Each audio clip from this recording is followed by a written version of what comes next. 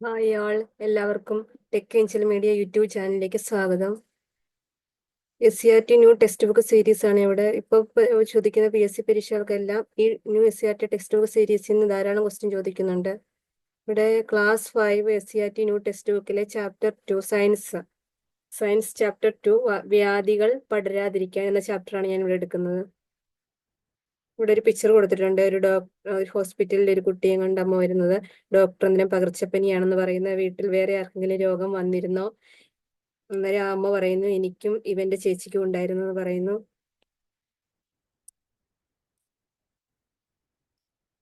താഴെ ഡോക്ടർ പറയുന്ന പകർച്ചപ്പനിയാണെന്ന്, പകരുന്ന രോഗങ്ങളും പകരാത്ത രോഗങ്ങളെ പറ്റി പറയാൻ വേണ്ടി ഇവിടെ ഇത് കൊടുത്തിരിക്കുന്നത്. പകരുന്ന രോഗങ്ങൾ ഏതൊക്കെയാണെന്ന് പറഞ്ഞു കഴിഞ്ഞാൽ ഡെങ്കിപ്പനി, മഞ്ഞപ്പിത്തം പകരുന്ന രോഗങ്ങളാണ്. പിന്നെ ജലദോഷം, ഇതൊക്കെ പകരുന്ന രോഗങ്ങളാണ്. പകരാത്ത രോഗങ്ങളാണ് ക്യാൻസർ, പ്രമേഹം, ഇതൊക്കെ പകരാത്ത രോഗങ്ങളാണ്. ഫാറ്റി ലിവർ, അങ്ങനെയൊക്കെയുള്ള ജീവിതശൈലി രോഗങ്ങളും പകരാത്ത രോഗങ്ങളാണ്. പ്രമേഹം, ഫാറ്റി ലിവർ, പക്ഷാഘാതം, അങ്ങനെയൊക്കെ അതൊക്കെ പകരാത്ത രോഗങ്ങളാണ്. പകരുന്ന രോഗങ്ങൾ ഡെങ്കിപ്പനി, ചിക്കൻ ഗുനിയ, മഞ്ഞപ്പിത്തം എന്നിവയൊക്കെ പകരുന്ന രോഗങ്ങളാണ്. കൊറോണ പകരുന്ന രോഗമാണ്, വൈറസ് രോഗമാണ്. പിന്നെ ഒരാളിൽ നിന്ന് മറ്റുള്ളവരിലേക്ക് പകരുന്ന രോഗങ്ങളാണ് പകർച്ചവ്യാധികൾ എന്നറിയപ്പെടുന്നത്. അതല്ലെങ്കിൽ കമ്മ്യൂണിക്കബിൾ ഡിസീസസ് എന്നറിയപ്പെടുന്നത്. ഒരാളിൽ നിന്ന് മറ്റുള്ളവരിലേക്ക് പകരുന്ന രോഗങ്ങളാണ് പകർച്ചവ്യാധികൾ അഥവാ കമ്മ്യൂണിക്കബിൾ ഡിസീസസ്. പകരുന്ന രോഗങ്ങൾക്ക് എക്സാമ്പിൾ ഏതൊക്കെയാ? ഡെങ്കിപ്പനി, മഞ്ഞപ്പിത്തം, ചിക്കൻ ഗുനിയ, ജലദോഷം എന്നിവയൊക്കെ പകരുന്ന രോഗങ്ങളാണ്. പകരാത്ത രോഗങ്ങൾ ക്യാൻസർ, പ്രമേഹം, ഫാറ്റി ലിവർ, പക്ഷാഘാതം, അങ്ങനെയൊക്കെയുള്ള പകരാത്ത രോഗങ്ങളാണ്. കൊറോണയും പകരുന്ന രോഗമാണ്, കൊറോണ വൈറസും. അടുത്തത് മഹാമാരികൾ എന്നൊരു ഹെഡിങ് ആണ്. പകർച്ചവ്യാധികൾ മറ്റു രാജ്യങ്ങളിലേക്കോ ഭൂഖണ്ഡങ്ങളിലേക്കോ വ്യാപിക്കുകയും നിരവധി ആളുകളെ ബാധിക്കുകയും ചെയ്താൽ അതിനെ മഹാമാരി എന്ന് പറയുന്ന. എക്സാമ്പിൾ ഏതാ? COVID-19 ഒരു മഹാമാരിയാണ്. മഹാമാരിയെ പ്രഖ്യാപിച്ചാണ്. നമ്മൾ അതിജീവിച്ച ചില മഹാമാരികളാണ് വസൂരി, ക്ഷയം, പ്ലേഗ്, COVID-19 തുടങ്ങിയവ. അപ്പൊ മഹാമാരികൾ ഏതൊക്കെയാണ്? വസൂരി, ക്ഷയം, പ്ലേഗ്, COVID-19 തുടങ്ങിയവ മഹാമാരികൾക്ക് ഉദാഹരണമാണ്. പകർച്ചവ്യാധികൾ മറ്റു രാജ്യങ്ങളിലേക്കോ ഭൂഖണ്ഡങ്ങളിലേക്കോ വ്യാപിക്കുകയും നിരവധി ആളുകളെ ബാധിക്കുകയും ചെയ്താൽ അതിനെ മഹാമാരി അഥവാ പാൻഡമിക് എന്ന് പറയുന്നു. നമ്മൾ അതിജീവിച്ച ചില മഹാമാരികളാണ് വസൂരി, ക്ഷയം, പ്ലേഗ്, COVID-19 തുടങ്ങിയവ. അപ്പൊ വസൂരിയും ക്ഷയവും പ്ലേഗും COVID-19 ഒക്കെ മഹാമാരികളായി പ്രഖ്യാപിച്ച രോഗങ്ങളാണ്. ഇത് മറ്റു രാജ്യങ്ങളിലേക്കോ ഭൂഖണ്ഡങ്ങളിലേക്കോ വ്യാപിക്കുകയും നിരവധി ആളുകളെ ബാധിക്കുകയും ചെയ്യുന്നത്. അതുകൊണ്ടാണ് ഇതിനെ പാൻഡമിക് അഥവാ മഹാമാരി എന്ന് പറയുന്നത്. രോഗമുള്ള ഒരാളുമായി ഇടപഴകുമ്പോൾ നമുക്കും ആ രോഗം വരാനുള്ള സാധ്യതയുണ്ട്. പകർച്ചവ്യാധികൾക്ക് കാരണമാകുന്ന എന്തായിരിക്കും? അവയെ നമുക്ക് കാണാൻ സാധിക്കുമെന്നാണ്. രോഗകാരികൾ, പത്തോജൻസ്. രോഗകാരികളെ പറ്റിയാണ് ഇത് ഇവിടെ പറഞ്ഞിരിക്കുന്നത്. രോഗകാരികൾ അഥവാ പത്തോജൻസ്. കണ്ണുകൊണ്ട് നേരിട്ട് കാണാൻ സാധിക്കാത്ത സൂക്ഷ്മജീവികളായ ബാക്ടീരിയ, വൈറസ്, ഫംഗസ് തുടങ്ങിയവയാണ് മിക്ക പകർച്ചവ്യാധികൾക്കും കാരണമാകുന്നത്. രോഗങ്ങൾക്ക് കാരണമാകുന്നതിന് ഇവയെ രോഗകാരികൾ എന്ന് പറയുന്നു. അപ്പൊ രോഗകാരികൾ എന്ന് പറഞ്ഞു കഴിഞ്ഞാൽ വൈറസ്, ഫംഗസ്, ബാക്ടീരിയ ഇവയൊക്കെയാണ് നമുക്ക് രോഗം ഉണ്ടാക്കുന്നത്. അതുകൊണ്ട് ഇവയെ രോഗകാരികൾ എന്ന് പറയുന്നു. ഇവയെ നമുക്ക് കണ്ണുകൊണ്ട് നേരിട്ട് കാണാൻ സാധിക്കാത്ത സൂക്ഷ്മജീവികളാണ്. മൈക്രോസ്കോപ്പിലൂടെ നോക്കിയാൽ കാണാം ബാക്ടീരിയ, വൈറസ്, ഫംഗസ് തുടങ്ങിയവയെ.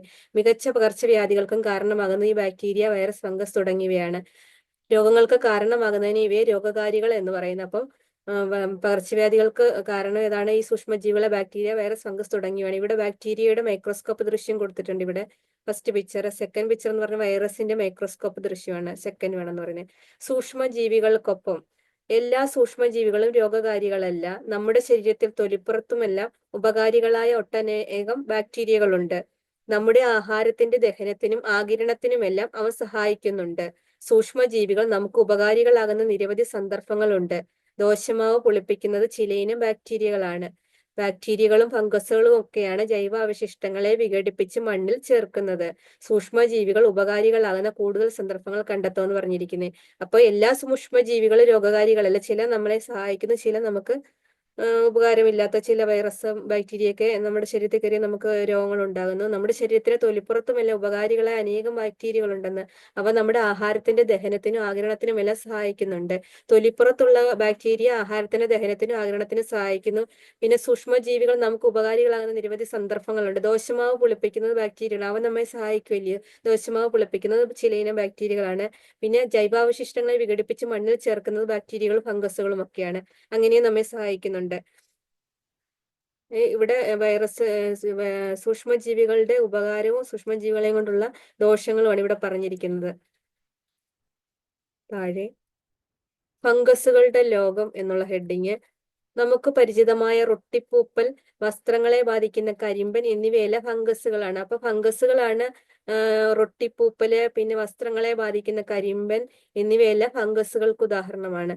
മനുഷ്യന് രോഗമുണ്ടാക്കുന്ന സൂക്ഷ്മജീവികളായ ചില ഫംഗസുകളാണ് കാൻഡിഡ, ക്രിപ്റ്റോകോക്കസ്, ഹിസ്റ്റോപ്ലാസ്മ തുടങ്ങിയവ. അപ്പൊ മനുഷ്യന് രോഗമുണ്ടാക്കുന്ന സൂക്ഷ്മജീവികളായ ചില ഫംഗസുകളാണ് കാൻഡിഡ, ക്രിപ്റ്റോകോക്കസ്, ഹിസ്റ്റോപ്ലാസ്മ തുടങ്ങിയവ. നാം ഭക്ഷണമാക്കുന്ന കൂൺ മുതൽ കണ്ണുകൾ കൊണ്ട് കാണാൻ സാധിക്കാത്തവ വരെ ഉൾപ്പെടുന്നതാണ് ഫംഗസുകളുടെ ലോകം. അപ്പൊ നമ്മൾ ഭക്ഷണമാക്കുന്ന കൂൺ മുതൽ കണ്ണുകൾ കൊണ്ട് കാണാൻ സാധിക്കാത്തവരെ ഉൾപ്പെടുന്നതാണ് ഫംഗസുകളുടെ ലോകം എന്ന് പറയുന്നത്. ഫംഗസുകൾക്ക് ഉദാഹരണം റൊട്ടിപ്പൂപ്പല്, വസ്ത്രങ്ങളെ ബാധിക്കുന്ന കരിമ്പൻ എന്നിവയെല്ലാം ഫംഗസുകളാണ്. പിന്നെ മനുഷ്യന് രോഗമുണ്ടാക്കുന്ന സൂക്ഷ്മജീവികളായ ചില ഫംഗസുകൾക്ക് ഉദാഹരണമാണ് കാൻഡിഡ, ക്രിപ്റ്റോകോക്കസ്, ഹിസ്റ്റോപ്ലാസ്മ തുടങ്ങിയവ. അപ്പൊ ഫംഗസുകൾക്ക് ഉദാഹരണം ചോദിച്ചു കഴിഞ്ഞാൽ കാൻഡിഡ, ക്രിപ്റ്റോകോക്കസ്, ഹിസ്റ്റോപ്ലാസ്മ എന്നിവ ഫംഗസുകൾക്ക് ഉദാഹരണമാണ്. പിന്നെ കൂൺ മുതൽ നമ്മൾ ഭക്ഷണമാക്കുന്ന കൂൺ മുതൽ കണ്ണുകൾ കൊണ്ട് കാണാൻ സാധിക്കാത്തവരെ ഉൾപ്പെടുന്നതാണ് ഫംഗസുകളുടെ ലോകം എന്ന് പറയുന്നത്. പിന്നെ താഴെ ഹെഡിങ് രോഗങ്ങൾ പകരുന്ന വഴി.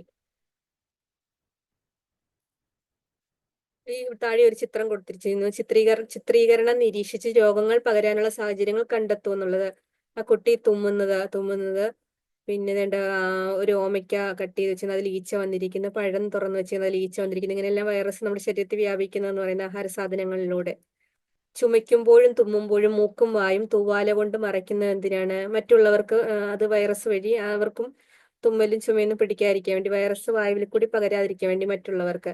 അതുകൊണ്ട് ചുമയ്ക്കുമ്പോഴും തുമ്മുമ്പോഴും മൂക്കും വായും തൂവല കൊണ്ട് മറയ്ക്കുന്നത്. ഭക്ഷണ സാധനങ്ങൾ അടച്ചു സൂക്ഷിക്കുന്നത് എന്തിനാ? അടച്ചു സൂക്ഷിക്കാതെ വെച്ച് കഴിഞ്ഞു കഴിഞ്ഞാൽ ഈച്ചയും പാറ്റയും പല്ലിയൊക്കെ അതേ വന്നിരുന്നിട്ട് അവ വഴി നമുക്ക് രോഗങ്ങൾ ഉണ്ടാകും.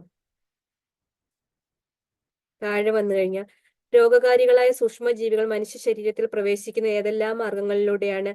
താഴെ കൊടുത്തിരിക്കുന്ന സൂക്ഷ്മജീവികൾ ശരീരത്തിൽ പ്രവേശിക്കുന്ന വിധങ്ങളും രോഗങ്ങളും. അപ്പൊ രോഗാണുവാഹകരിൽ നിന്നല്ലാതെ വരുന്നുണ്ട്. രോഗാണുവാഹകരിൽ നിന്ന് സൂക്ഷ്മജീവികൾ ശരീരത്തിൽ പ്രവേശിക്കുന്നുണ്ട്. രണ്ടു തരത്തിൽ പ്രവേശിക്കുന്നുണ്ട്. രോഗാണുവാഹകരിൽ നിന്ന് സൂക്ഷ്മജീവികൾ നമ്മുടെ ശരീരത്തിൽ പ്രവേശിക്കുന്നുണ്ട്. രോഗാണുവാഹകരിൽ നിന്ന് സൂക്ഷ്മജീവികൾ നമ്മുടെ ശരീരത്തിൽ പ്രവേശിക്കുന്നുണ്ട്.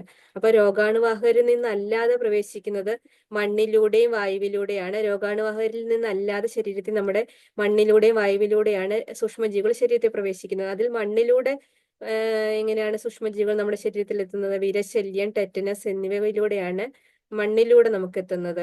മണ്ണിൽ കളിക്കരുത് എന്നൊക്കെ പറയുന്നത് വിരശല്യം, നഖത്തിന്റെ ഇടയ്ക്കൊക്കെ അഴുക്ക് കയറിയുന്ന അങ്ങനെ മണ്ണിലൂടെ നമുക്ക് രോഗാണുക്കൾ ശരീരത്തിൽ എത്തുന്നത്. ടെറ്റനസ് രോഗത്തിലൂടെയും മണ്ണിലൂടെയാണ് രോഗാണുക്കൾ നമ്മുടെ ശരീരത്തിൽ എത്തുന്നത്. വായുവിലൂടെ എന്ന് പറഞ്ഞു കഴിഞ്ഞാൽ വായുവിലൂടെ നമ്മുടെ ശരീരത്തിൽ സൂക്ഷ്മജീവികൾ എത്തിക്കഴിഞ്ഞാൽ ക്ഷയ രോഗം ഉണ്ടാകുന്നത്. വായുവിലൂടെ പരുന്നാണ് ക്ഷയമൊക്കെ എന്ന് പറയുന്നത്.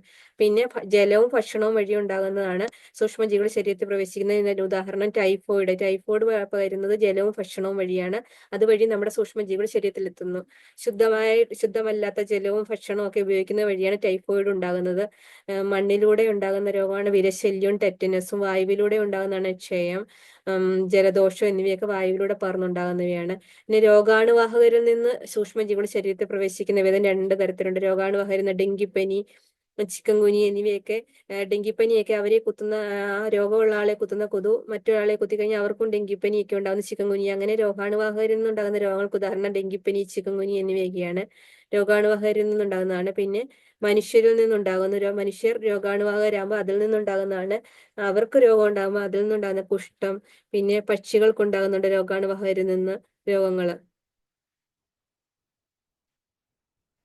രോഗങ്ങൾ പകരുന്നത് വ്യത്യസ്ത മാർഗങ്ങളിലൂടെയാണ്. രോഗാണുവാഹകരായ ഏതെല്ലാം ജീവികളെ കണ്ടെത്താൻ സാധിച്ചു എന്ന് ചോദിച്ചിരുന്നു. രോഗാണുവാഹകർ ഏതൊക്കെയാന്ന് പറഞ്ഞു കഴിഞ്ഞാൽ രോഗകാരികളായ സൂക്ഷ്മജീവികളെ നമ്മുടെ ശരീരത്തിലേക്ക് എത്തിക്കുന്ന ജീവികളാണ് രോഗാണുവാഹകർ അഥവാ വെക്ടേഴ്സ് എന്ന് പറഞ്ഞു കഴിഞ്ഞാൽ. എക്സാമ്പിൾ ഈച്ച, എലിച്ചെള്ള്, കൊതുക്, വവ്വാൽ തുടങ്ങി ധാരാളം ജീവികൾ രോഗാണുവാഹകരിൽ പെടും. അപ്പം രോഗാണുവാഹകർ എന്താണെന്ന് പറഞ്ഞു കഴിഞ്ഞാൽ അവയെ വെക്ടേഴ്സ് എന്നാണ് പറയുന്നത്.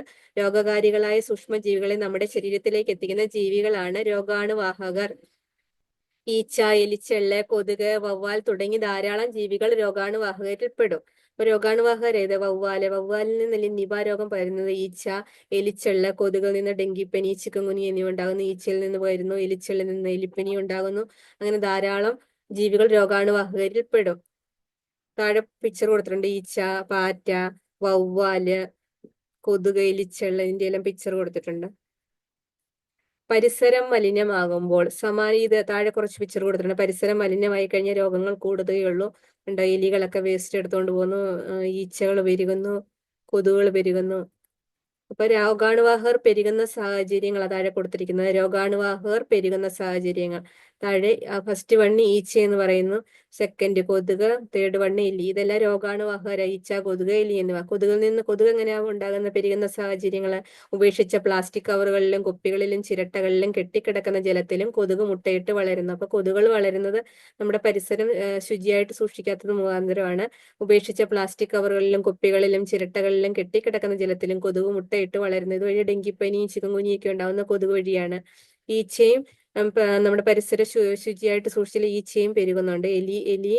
എലി ശല്യവും വൃത്തിയായിട്ട് സൂക്ഷിക്കാത്തത് മുഖാന്തരമാണ് എലി ശല്യം കൂടുന്നത്. എലിപ്പനി ആഹാര എലിച്ചെള്ളാണ്. രോഗാണുവാഹകരെ നിയന്ത്രിക്കാൻ നമുക്ക് എന്തെല്ലാം ചെയ്യാൻ സാധിക്കും എന്ന് പറഞ്ഞിരിക്കുന്നത്. കൊതുകിനെ നിയന്ത്രിക്കാം എന്നൊരു ഹെഡിങ്.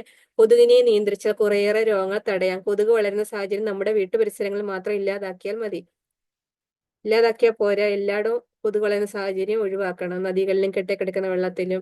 ഇവിടെ ഇനി രക്ഷയില്ല, മുട്ടയിടാൻ വേറെ സ്ഥലം നോക്കണം എന്ന് ഇവിടെ കൊടുത്തിരിക്കുന്നത്. ഈ പ്രദേശം വൃത്തിയുള്ളതാണ്, നമുക്കിവിടെ ജീവിക്കാൻ പറ്റില്ല. വെള്ളം കെട്ടിക്കിടക്കുന്നത് ഒഴിവാക്കൽ, പാർപ്പിടങ്ങൾക്ക് ചുറ്റുമുള്ള പുല്ലും പാഴ്ചെടികളും നീക്കൽ, ഓടകൾ ശുചീകരിക്കൽ എന്നിവ കൊതുക് പെരുകുന്നത് തടയാനുള്ള ചില മാർഗങ്ങളാണ്. അപ്പൊ കൊതുക് പെരുകുന്നത് തടയാനുള്ള മാർഗങ്ങൾ ഏതൊക്കെയാന്ന് ചോദിച്ചു കഴിഞ്ഞാൽ വെള്ളം കെട്ടിക്കിടക്കുന്നത് ഒഴിവാക്കൽ, പാർപ്പിടങ്ങൾക്ക് ചുറ്റുമുള്ള പുല്ലും പാഴ്ചെടികളും നീക്കൽ, ഓടകൾ ശുചീകരിക്കൽ എന്നിവ കൊതുക് പെരുകുന്നത് തടയാനുള്ള ചില മാർഗങ്ങളാണ്. കൊതുക് പെരുകുന്നതിന് തടയാനുള്ള ചില മാർഗങ്ങൾ ഏതൊക്കെയാണ്? വെള്ളം കെട്ടിക്കിടക്കുന്നത് ഒഴിവാക്കല്, പാർപ്പിടങ്ങൾക്ക് ചുറ്റുമുള്ള പുല്ലും പാഴ്ചെടികളും നീക്കം ചെയ്യല്, ഓടകൾ ശുചീകരിക്കൽ എന്നിവ കൊതുക് പെരുകുന്നത് തടയാനുള്ള ചില മാർഗങ്ങളാണ്. ഇത് ഒന്ന് വായിച്ചു വെച്ചിരിക്കണം, ചിലപ്പോൾ ചോദിച്ചാലോ. കൊതുക് പെരുകുന്നത് തടയാനുള്ള ചില മാർഗങ്ങളാണ്.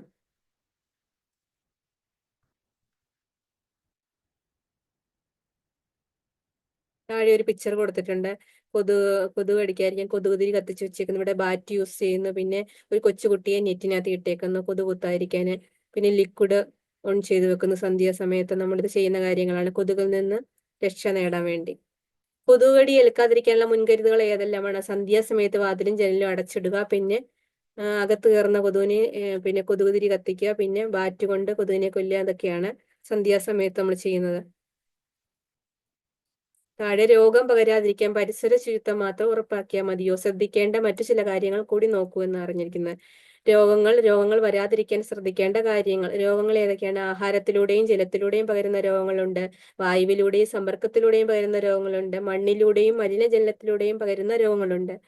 അപ്പൊ ആഹാരത്തിലൂടെയും ജലത്തിലൂടെയും പകരുന്ന രോഗങ്ങൾ ഏതൊക്കെയാണെന്ന് പറഞ്ഞിരിക്കുന്നത്. ആഹാരത്തിലൂടെയും ജലത്തിലൂടെയും പകരുന്ന രോഗങ്ങൾ ഏതൊക്കെയായിരുന്നു? ടൈഫോയിഡ് ഒക്കെ അങ്ങനെ വരുന്നത് വൃത്തിയില്ലാത്ത ജലം കുടിക്കുന്ന മലിനമായ ആഹാരത്തിലൂടെയൊക്കെ പകരുന്ന രോഗങ്ങളാണ് ടൈഫോയിഡ്. അപ്പൊ ആഹാരത്തിലൂടെയും ജലത്തിലൂടെയും പകരുന്ന രോഗങ്ങൾ വരാതിരിക്കാൻ ശ്രദ്ധിക്കേണ്ട കാര്യങ്ങൾ: പഴങ്ങളും പച്ചക്കറികളും കഴുകി ഉപയോഗിക്കുക, ഭക്ഷണ സാധനങ്ങൾ അടച്ചു സൂക്ഷിക്കുക, തിളപ്പിച്ചാറിയ വെള്ളം കുടിക്കുക. മഞ്ഞപ്പിത്തം ഒക്കെ മലിനമായ ജലത്തിലൂടെ പകരുന്ന രോഗം, മഞ്ഞപ്പിത്തവും ടൈഫോയിഡും ഒക്കെ.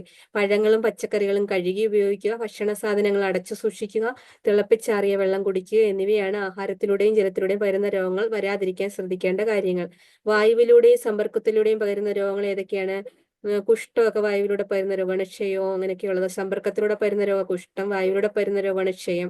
അപ്പൊ അത് വരാതിരിക്കാൻ ശ്രദ്ധിക്കേണ്ട കാര്യങ്ങളാണ്: രോഗിയുമായുള്ള സമ്പർക്കം ഒഴിവാക്കുക, രോഗിയുടെ തൂവാല, വസ്ത്രങ്ങൾ മുതലായവ ഉപയോഗിക്കാതിരിക്കുക, മാസ്ക് ഉപയോഗിക്കുക, വ്യക്തി ശുചിത്വം പാലിക്കുക. ജലദോഷമൊക്കെ വായിലൂടെ പകരുന്ന രോഗമാണ്. വ്യക്തി ശുചിത്വം പാലിക്കുക, മാസ്ക് ഉപയോഗിക്കുക, രോഗിയുടെ തൂവാല, വസ്ത്രങ്ങൾ മുതലായവ ഉപയോഗിക്കാതിരിക്കുക, രോഗിയുമായുള്ള സമ്പർക്കം ഒഴിവാക്കുക എന്നിവയാണ് വായുവിലൂടെയും സമ്പർക്കത്തിലൂടെയും പകരുന്ന രോഗങ്ങൾ വരാതിരിക്കാൻ ശ്രദ്ധിക്കേണ്ട രോഗങ്ങൾ. കൊറോണ വ്യാപിച്ചപ്പോൾ മാസ്ക് ഉപയോഗിക്കണമെന്നില്ലായിരുന്നു. അപ്പൊ കൊറോണയൊക്കെ വായുവിലൂടെയും സമ്പർക്കത്തിലൂടെയും പകരുന്ന രോഗങ്ങൾക്ക് ഉദാഹരണമാണ്. അപ്പൊ രോഗിയുമായുള്ള സമ്പർക്കം ഒഴിവാക്കുക, രോഗിയുടെ തൂവാല, വസ്ത്രങ്ങൾ മുതലായവ ഉപയോഗിക്കാതിരിക്കുക, മാസ്ക് ഉപയോഗിക്കുക, വ്യക്തി ശുചിത്വം പാലിക്കുക. ഇവയാണ് വായുവിലൂടെയും സമ്പർക്കത്തിലൂടെയും പകരുന്ന രോഗങ്ങൾ വരാതിരിക്കാൻ ശ്രദ്ധിക്കേണ്ട കാര്യങ്ങൾ. അടുത്തത് മണ്ണിലൂടെയും മലിനജലത്തിലൂടെയും പകരുന്ന രോഗങ്ങൾ വരാതിരിക്കാൻ ശ്രദ്ധിക്കേണ്ട കാര്യങ്ങൾ ഏതൊക്കെയാണ്? ചെരുപ്പ് ഉപയോഗിക്കുക, ശരീരത്തിലെ മുറിവുകൾ മലിനജലവുമായി സമ്പർക്കത്തിൽ വരാതെ സൂക്ഷിക്കുക, മണ്ണും ചെളിയും പുരണ്ട കൈകാലുകൾ സോപ്പിട്ട് കഴുകുക. ഇതൊന്ന് വായിച്ചു വെച്ചാൽ മതി. മണ്ണിലൂടെയും മലിനജലത്തിലൂടെയും പകരുന്ന രോഗങ്ങൾ.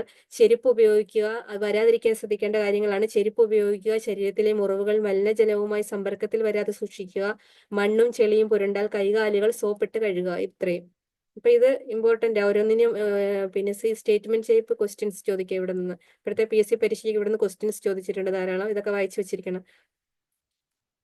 താഴെ രോഗങ്ങൾ വരാതിരിക്കാൻ നിങ്ങളുടെ വീട്, വിദ്യാലയ, ശുചിമുറികൾ എന്നിവയുടെ ശുചിത്വം ഉറപ്പാക്കണമെന്ന് പറഞ്ഞിരിക്കുന്നു. പകർച്ചവ്യാധികൾ മൃഗങ്ങളിലും സസ്യങ്ങളിലും ഉണ്ട്. മനുഷ്യനെ മാത്രമാണോ പകർച്ചവ്യാധികൾ ബാധിക്കാറുള്ളത്? ഒരു പത്രവാർത്ത താഴെ കൊടുത്തിരിക്കുന്നു. പകർച്ചവ്യാധികൾ മനുഷ്യനെ മാത്രമല്ല മൃഗങ്ങളെയും വ്യാപിക്കുന്നുണ്ട്.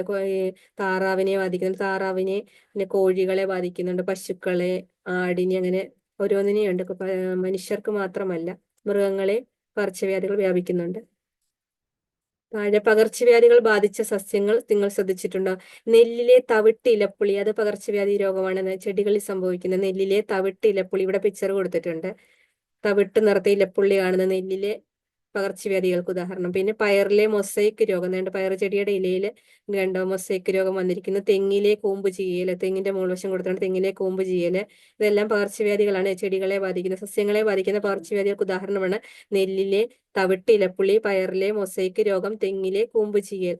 സസ്യങ്ങളെയും ജന്തുക്കളെയും ബാധിക്കുന്ന മറ്റു രോഗങ്ങളെ കുറിച്ച് അന്വേഷിക്കുന്നത്. ഇതൊക്കെ ഇമ്പോർട്ടന്റ്. പയറിലാണ് മൊസൈക്ക് രോഗം ഉണ്ടാകുന്നത്, പയറിലാണ്, തെങ്ങിനാണ് കൂമ്പ് ചീയൽ, നെല്ലിന് തവിട്ട് ഇലപ്പുള്ളി രോഗം ഉണ്ടാകുന്നു. ഇതൊക്കെ PSC പരീക്ഷയ്ക്ക് ചോദിച്ചിട്ടുണ്ട്. പയറിലെ മൊസൈക്ക് രോഗത്തിന് കാരണം ഏതാണെന്നൊക്കെ ചോദിച്ചിട്ടുണ്ട്. വൈറസ് ആണോ, ബാക്ടീരിയ ആണോ, അങ്ങനെയൊക്കെ. പിന്നെ ശുചിത്വ ശീലങ്ങൾ, താഴെ ശുചിത്വ ശീലങ്ങൾ. ആരോഗ്യകരമായ ജീവിതത്തിന് പരിസര ശുചിത്വം പോലെ പ്രധാനമാണ് വ്യക്തി ശുചിത്വം. അപ്പൊ ആരോഗ്യകരമായ ജീവിതത്തിന് പരിസര ശുചിത്വം പോലെ തന്നെ പ്രധാനമാണ് വ്യക്തി ശുചിത്വം. ഇവിടെ പിക്ചർ കൊടുത്തിട്ടുണ്ട്. പരിസര ശുചിത്വം, മണ്ണിലൊക്കെ പോയി കഴിഞ്ഞാൽ, ചെളിവെള്ളത്തിലൊക്കെ പോയി കഴിഞ്ഞാൽ കൈയും കാലും വൃത്തിയായി കഴുകണം. പിന്നെ ആഹാര സാധനങ്ങൾ വൃത്തിയുള്ളിടത്തുനിന്ന് വാങ്ങിക്കണം. അതൊക്കെയാണ് പിക്ചറിൽ കൊടുത്തിരിക്കുന്നത്. ഇവയിൽ ഏതെല്ലാമാണ് നല്ല ആരോഗ്യശീലങ്ങളെന്ന് ടിക്ക് ചെയ്യണമെന്ന്. ഭക്ഷണത്തിന് ശേഷം മാത്രമേ കൈ കഴുകാറുള്ളൂ, അത് തെറ്റായ ശീലമാണ്. ഭക്ഷണത്തിന് മുമ്പും കൈ കഴുകണം. ദിവസവും രാത്രി ആഹാരശേഷം പല്ല് തേക്കാറുണ്ട്, അത് ശരിയാണ്, ടിക്ക് ഇടണം. കൈകാലികളിലെ ഏതെല്ലാം ആരോഗ്യശീലം ടിക്ക് ചെയ്യുന്ന ചോദിച്ചിരുന്നത്. കൈകാലികളിലെ നഖങ്ങൾ വെട്ടാറില്ല, അത് തെറ്റാണ്, വെട്ടണം. പുറത്തിറങ്ങി നടക്കുമ്പോൾ ചെരുപ്പിടാറുണ്ട്, അത് ശരിയാണ്, ടിക്ക് ഇടണം. പക്ഷികൾ കടിച്ചിട്ട പഴങ്ങൾ കഴിക്കാറുണ്ട്, അത് തെറ്റാണ്. പക്ഷികൾ കടിച്ചിട്ട പഴങ്ങൾ കഴിക്കരുത്. തുറന്നു വെച്ച് വിൽക്കുന്ന പലഹാരങ്ങളും പാനീയങ്ങളും കഴിക്കാറില്ല, അത് ശരിയാണ്. പൊതുസ്ഥലങ്ങളിൽ തുപ്പാറുണ്ട്, തെറ്റാണ്. എല്ലാ ദിവസവും കുളിക്കാറുണ്ട്, അത് ശരിയാണ്. വ്യക്തി ശുചിത്വം, പരിസര ശുചിത്വം എന്നിവയെ ബന്ധപ്പെട്ട പോസ്റ്ററുകളാണ് ഇത്. നെക്സ്റ്റ്, രോഗപ്രതിരോധ ശേഷി. രോഗപ്രതിരോധ ശേഷി. രോഗാണുക്കൾ ശരീരത്തിൽ പ്രവേശിച്ചാൽ അവയെ നിയന്ത്രിക്കാനും ചെറുത്തു നിൽക്കാനുമുള്ള കഴിവ് സ്വാഭാവികമായി നമ്മുടെ ശരീരത്തിനുണ്ട്. ഇതിന് സ്വാഭാവിക രോഗപ്രതിരോധ ശേഷി അഥവാ നാച്ചുറൽ ഇമ്മ്യൂണിറ്റി എന്നാണ് പറയുന്നത്. ഈ കഴിവ് എല്ലാ വ്യക്തികൾക്കും ഒരുപോലെ കാണണമെന്നില്ല. അപ്പോൾ ഓരോ വ്യക്തികൾക്കും ഓരോ രീതിയിലാണ് രോഗപ്രതിരോധ ശേഷി അഥവാ നാച്ചുറൽ ഇമ്മ്യൂണിറ്റി പവർ എന്ന് പറയുന്നത്. രോഗാണുക്കൾ ശരീരത്തിൽ പ്രവേശിച്ചാൽ അവയെ നിയന്ത്രിക്കാനും ചെറുത്തു നിൽക്കാനുള്ള കഴിവ് സ്വാഭാവികമായി നമ്മുടെ ശരീരത്തിനുണ്ട്. ഇതിന് സ്വാഭാവിക രോഗപ്രതിരോധ ശേഷി അഥവാ നാച്ചുറൽ ഇമ്മ്യൂണിറ്റി എന്ന് പറയുന്നത്. ഈ കഴിവ് എല്ലാ വ്യക്തികൾക്കും ഒരുപോലെ കാണണമെന്നില്ല. പോളിയോ, ഹെപ്പറ്റൈറ്റിസ് ബി തുടങ്ങിയ ചില പകർച്ചവ്യാധികൾക്കെതിരെ സ്വാഭാവികമായ പ്രതിരോധശേഷി ഉണ്ടാക്കാൻ ശരീരത്തിന് സാധിക്കാറില്ല. അപ്പൊ പോളിയോയും ഹെപ്പറ്റൈറ്റിസ് ബി എന്നിവ പകർച്ചവ്യാധികൾക്കെതിരെ നമ്മുടെ ശരീരത്തിന് രോഗപ്രതിരോധ ശേഷി ഉണ്ടാക്കാൻ ശരീരത്തിന് സാധിക്കാറില്ലെന്ന്. ഇത്തരം രോഗങ്ങൾ വരാതിരിക്കാൻ നാം പ്രതിരോധ കുത്തിവയ്പ്പുകൾ എടുക്കേണ്ടതുണ്ട്. അപ്പൊ പ്രതിരോധ കുത്തിവയ്പ്പ് എടുക്കണം പോളിയോയ്ക്കും ഹെപ്പറ്റൈറ്റിസ് ബിക്കും. ഇതുവഴി രോഗപ്രതിരോധ ശേഷി ആർജിക്കാൻ നമുക്ക് സാധിക്കും. അപ്പൊ ചില രോഗങ്ങൾ വരാതിരിക്കാൻ നമ്മൾ പ്രതിരോധ കുത്തിവയ്പ്പുകൾ എടുക്കണം. അതിന് എക്സാമ്പിൾ ആണ് പോളിയോ, ഹെപ്പറ്റൈറ്റിസ് ബി എന്നിവ. ഇതുവഴി നമുക്ക് രോഗപ്രതിരോധ ശേഷി ആർജിക്കാൻ സാധിക്കും. ഇതിനെ ആർജിത രോഗപ്രതിരോധ ശേഷി അഥവാ അക്വേർഡ് ഇമ്മ്യൂണിറ്റി എന്ന് പറയുന്നു. അപ്പം ഈ വാക്സിൻ വഴി നമ്മൾ രോഗപ്രതിരോധ ശേഷി ആർജിക്കുന്നതിനെയാണ് ആർജിത രോഗപ്രതിരോധ ശേഷി അഥവാ അക്വേർഡ് ഇമ്മ്യൂണിറ്റി എന്ന് പറയുന്നത്. ഇത് നാച്ചുറൽ ഇമ്മ്യൂണിറ്റി എന്ന് പറഞ്ഞു കഴിഞ്ഞാൽ നമ്മുടെ ശരീരത്തിൽ ചില രോഗാണുക്കളെ പ്രവേശിച്ച് അവയെ നമുക്ക് നിയന്ത്രിക്കാനും ചെറുത്തു നിൽക്കാനുള്ള കഴിവുണ്ട്. അത് ഓരോരുത്തർക്കും ഓരോ രീതിയിലാണ് ഉള്ളത്. ഇതിനെ സ്വാഭാവിക രോഗപ്രതിരോധ ശേഷി അഥവാ നാച്ചുറൽ ഇമ്മ്യൂണിറ്റി എന്ന് പറയുന്നു. മറ്റേത് അക്വേർഡ് ഇമ്മ്യൂണിറ്റി എന്ന് പറഞ്ഞു കഴിഞ്ഞാൽ നമ്മൾ വാക്സിൻ വഴി നമ്മുടെ ശരീരം നേടിയെടുക്കുന്ന രോഗപ്രതിരോധ ശേഷിക്കാണ് ആർജിത രോഗപ്രതിരോധ ശേഷി അഥവാ അക്വേർഡ് ഇമ്മ്യൂണിറ്റി എന്ന് പറയുന്നത്. അതിന് എക്സാമ്പിൾ ആണ് പോളിയോ, ഹെപ്പറ്റൈറ്റിസ് ബി. ഇവ വരാതിരിക്കാൻ നമ്മൾ പ്രതിരോധ കുത്തിവയ്പ്പുകൾ എടുക്കണം, വാക്സിനേഷൻ എടുക്കണം. അവയ്ക്ക് ആർജിത രോഗപ്രതിരോധ ശേഷി അത് അക്വേർഡ് ഇമ്മ്യൂണിറ്റി എന്ന് പറയുന്നു. മനുഷ്യന്റെ നിലനിൽപ്പിന് തന്നെ ഭീഷണിയായ വസൂരി, പ്ലേഗ്, പോളിയോ പോലുള്ള ചില മഹാമാരികളെയും നമ്മൾ അതിജീവിച്ച് പ്രതിരോധ കുത്തിവയ്പ്പുകളിലൂടെയാണ്. അപ്പൊ ഈ മഹാമാരികളെ പ്രഖ്യാപിച്ച വസൂരി, പ്ലേഗ്, പോളിയോ, ഇപ്പൊ ഈ നാൾക്ക് കൊറോണ വൈറസിനെ മഹാമാരിയെ പ്രഖ്യാപിച്ചപ്പോൾ നമ്മൾ പ്രതിരോധ കുത്തിവയ്പ്പിലൂടെയാണ് അതിനെ അതിജീവിച്ചത്. അപ്പൊ ചില രോഗങ്ങൾക്ക് വാക്സിൻ എടുക്കണം. അതിനെയാണ് പിന്നെ അതിലൂടെ നമുക്ക് കിട്ടുന്ന രോഗപ്രതിരോധ ശേഷിക്ക് ആർജിത രോഗപ്രതിരോധ ശേഷി അഥവാ അക്വേർഡ് ഇമ്മ്യൂണിറ്റി എന്ന് പറയുന്നത്. അതിന് എക്സാമ്പിൾ ആണ് വസൂരി, plague, polio, hepatitis B, corona എന്നിവ. അപ്പൊ ഇത് ഇമ്പോർട്ടന്റ് ആണ്. ആർജിത രോഗപ്രതിരോധ ശേഷിയും സ്വാഭാവിക രോഗപ്രതിരോധ ശേഷി, ആർജിത രോഗപ്രതിരോധ ശേഷി, സ്വാഭാവിക രോഗപ്രതിരോധ ശേഷി, ഇത് രണ്ടും ഇമ്പോർട്ടന്റ് ആണ്.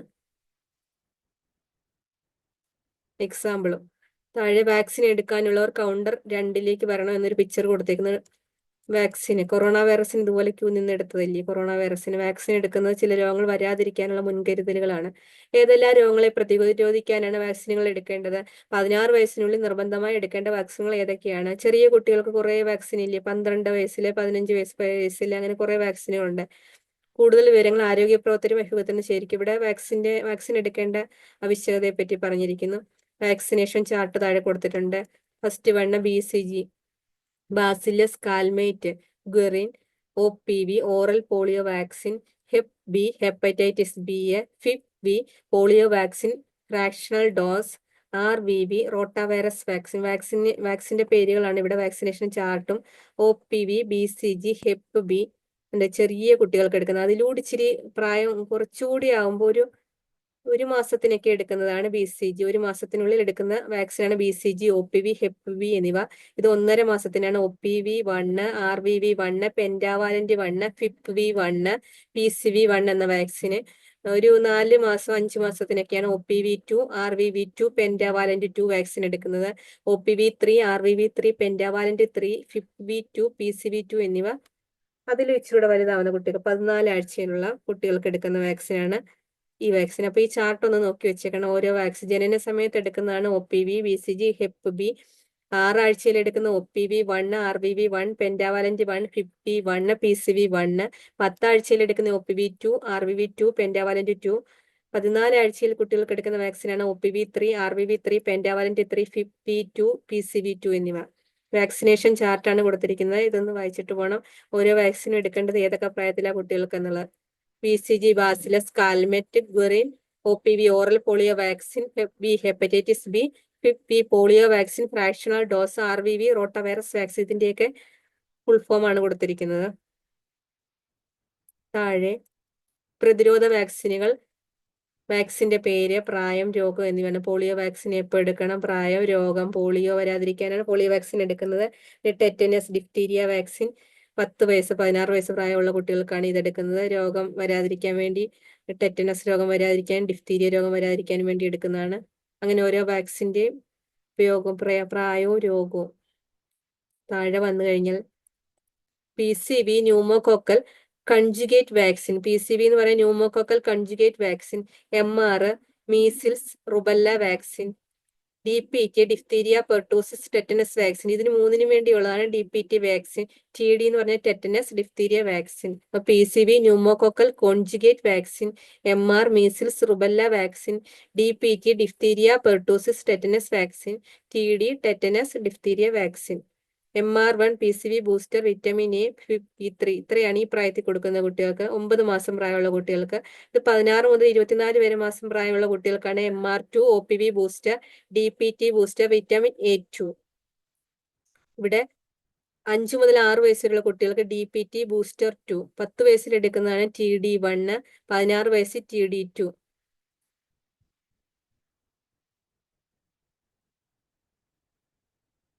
രോഗങ്ങൾ പകരുന്ന വിധവും പ്രതിരോധിക്കാനുള്ള മാർഗങ്ങൾ സംബന്ധിച്ച് ആളുകൾക്ക് ശരിയായ അറിവ് നൽകേണ്ടതുണ്ട്. താഴെ കൊടുത്തിരിക്കുന്ന ഇക്കാര്യത്തിൽ നമുക്ക് ചെയ്യാൻ കഴിയുന്ന പ്രവർത്തനങ്ങൾ ഏതൊക്കെയാണെന്നുള്ളതാണ് കൊടുത്തിരിക്കുന്നത്. പോസ്റ്റർ കൊടുക്കാം, കാർട്ടൂണ്, നാടകം, പാവനാടകം എന്നിവ. ശരിയായ അറിവും പ്രതിരോധ മാർഗവും കൊണ്ട് രോഗങ്ങളെ അകറ്റി നിർത്താം. ആരോഗ്യമുള്ള ജനതയാണ് നാടിന്റെ സമ്പത്ത്. ഇവിടെ താഴെ 5th സ്റ്റാൻഡേർഡ് ആയതുകൊണ്ട് ഒരുപാട് പഠിക്കാനുള്ള രോഗങ്ങളെ പറ്റി, എന്നാലും വളരെ കുറച്ചൊക്കെ പഠിക്കാനുണ്ട്. ഇപ്പൊ വരുന്ന PSC പരീക്ഷയ്ക്കെല്ലാം ഇവിടുന്ന് ക്വസ്റ്റ്യൻസ് ഉണ്ട്. താഴെ വ്യക്തിശുചിത്വം പാലിക്കാനായി നിങ്ങൾ അടുത്ത 5 തീരുമാനങ്ങൾ എടുക്കുക എന്നൊക്കെ പറഞ്ഞു. പകരുന്ന രോഗം നിയന്ത്രിക്കാൻ സ്വീകരിക്കേണ്ട മുൻകരുതലുകൾ, ഇതൊക്കെ സ്കൂൾ കുട്ടികൾക്കുള്ള പഠന പ്രവർത്തനങ്ങളാണ്. ഇത്രയേ ഉള്ളൂ ഈ ചാപ്റ്റർ.